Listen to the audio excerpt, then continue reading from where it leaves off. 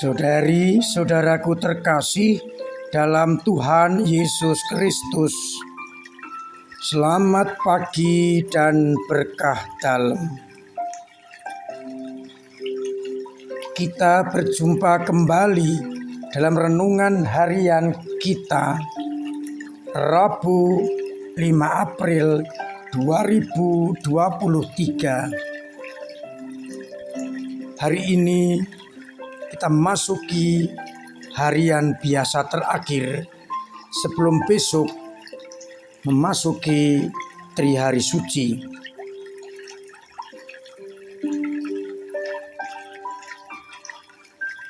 Bacaan-bacaan sebagai bahan permenungan diambil dari kitab Yesaya bab 50 ayat 4-9 yang berbicara mengenai hamba Yahweh yang tidak menyembunyikan mukanya ketika diludahi, dicerca, tidak memberontak ketika punggungnya dipukuli.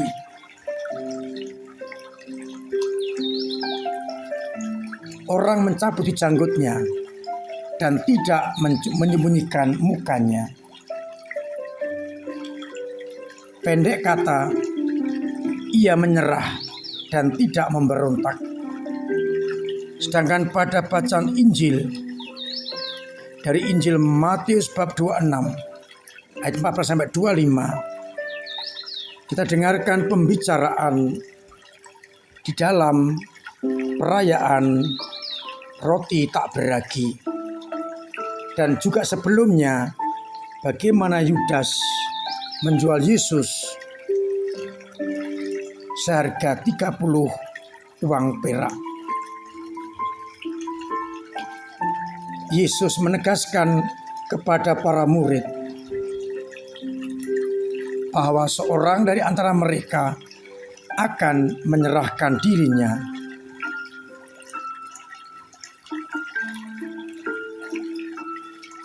Dan Yesus menegaskan, celakalah orang yang olehnya anak manusia itu diserahkan. Adalah lebih baik bagi orang itu sekiranya tidak dilahirkan.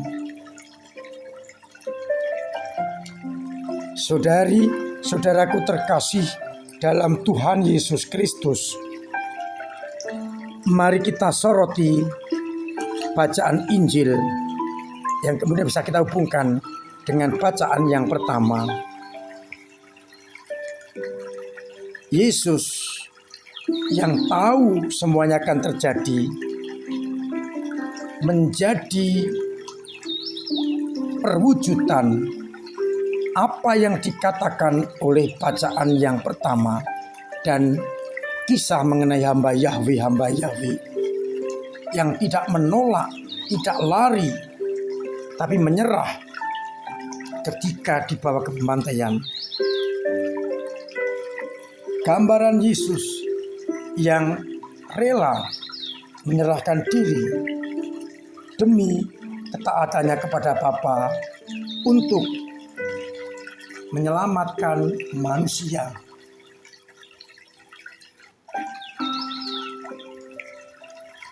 Yesus tahu apa yang akan terjadi, namun ia tetap melakukan apa saja yang menjadi kehendak Bapa. Karena ia seperti hamba Yahweh tahu bahwa Bapanya akan menyelamatkannya. Bapanya akan menolongnya. Seperti pada akhir bacaan yang pertama, sungguh Tuhan Allah akan menolongku. Siapa yang berani menyatakan aku bersalah? Siapa yang berani melawan aku? Artinya,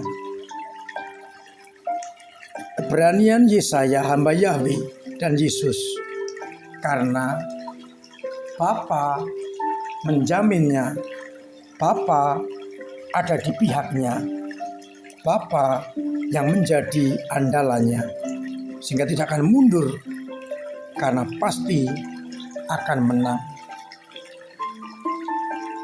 Kesetiaan Yesus dan hamba Yahweh menjadi contoh bagi kita semua untuk berpegang teguh pada kehendak Bapa.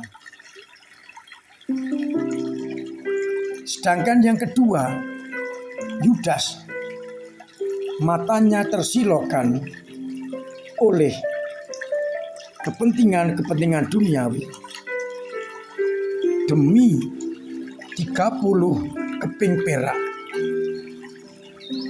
ia rela menjual sang guru, menyerahkannya kepada imam-imam kepala dan tua-tua Yahudi. Yudas mabuk dengan hal-hal duniawi, harta, kekayaan, membutakan mata Yudas,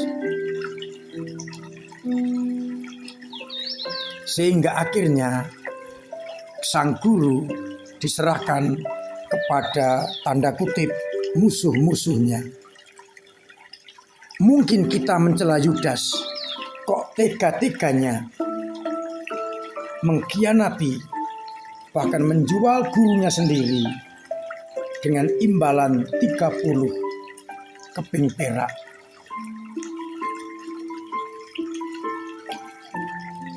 Pertanyaan kita, apakah kita tidak sama dengan Yudas kalau kita mengingkar Yesus hanya demi uang, demi jabatan, demi harta, demi kehormatan? Kalau kita menyingkirkan Yesus dari diri kita hanya karena hal duniawi, bukankah itu sama dengan kita menjual Yesus?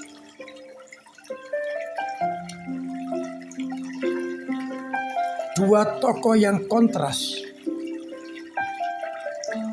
Hamba Yahweh setia dalam penderitaan karena berpegang teguh pada kehendak Bapa, bahkan rela sampai mati demi orang lain.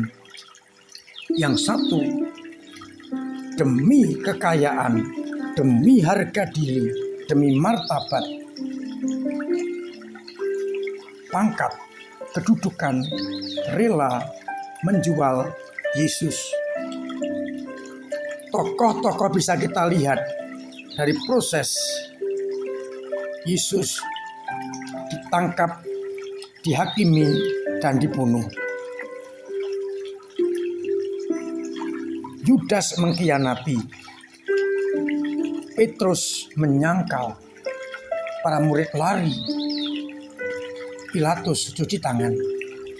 Itu semua pengingkaran terhadap Yesus. Maka permenungan kita sandingkan dua tokoh ini, Yudas dan hamba Yahweh. Kemudian kita bertanya, selama ini sikap-sikap mana yang saya ambil? Bisa jadi campur, tapi mana yang lebih kuat? Dengan penuh penghayatan, dengan penuh penyesalan, kita kembali memilih hamba Yahweh sebagai contoh dalam kehidupan kita.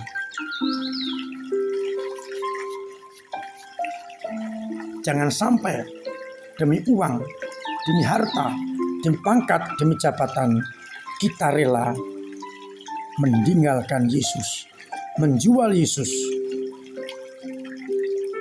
Mari kita singkirkan sikap-sikap Yudas masa kini dalam hidup kita, dan kita mengambil sikap hamba Yahweh yang setia untuk melakukan kehendak Bapa. Mari kita masuki pekan suci dengan ikut masuk di dalam proses penghayatan Yesus mengadakan perjamuan terakhir. Yesus bergulat dalam sakrat maut di Taman Getsemani, di dalam teguran kita nanti. Yesus yang diadili dengan mengikuti proses visualisasi Jumat, kemudian ibadah dan salib sore harinya kita resapkan, dan Sabtu kita bersukacita, Vigili Paskah bangkit dari kubur. Semoga kita mampu benar-benar masuk dalam liturgi-liturgi itu dengan hati yang suci. Tuhan memberkati kita sekalian. Amin. Marilah kita berdoa. Bapa yang penuh kasih, kami bersyukur boleh Engkau beri contoh pribadi yang setia dan tidak setia, agar kami boleh mengambil sikap yang tepat berhadapan martabat kami sebagai anak-anak-Mu. Kuatkan kami untuk memilih sebagai hamba Yahweh yang mengandalkan Engkau di atas segala-galanya. Kuatkan iman umat yang lemah. Buatlah mereka kembali mengandalkan Engkau. Semoga yang sakit Engkau sembuhkan, yang punya beban berat Engkau ringankan, yang punya persoalan Engkau urai, dan yang kesulitan ekonomi Engkau bantu sesamanya, agar akhirnya kami benar-benar mendapatkan yang terbaik yang berasal dari-Mu. Untuk itu, dampingi kami dengan berkat-Mu sendiri, Bapa dan Putra dan Roh Kudus. Amin. Saudara-saudaraku terkasih, tetap saya ingatkan agar melakukan protokol kesehatan dengan sebaik-baiknya demi keamanan kita. Saya mengundang untuk ambil bagian dalam pengisian gedung serbaguna kita agar semakin layak dan pantas untuk pertemuan-pertemuan kita. Diingatkan bahwa besok pagi sudah tidak ada misa harian. Fokusnya sore untuk Kamis Putih.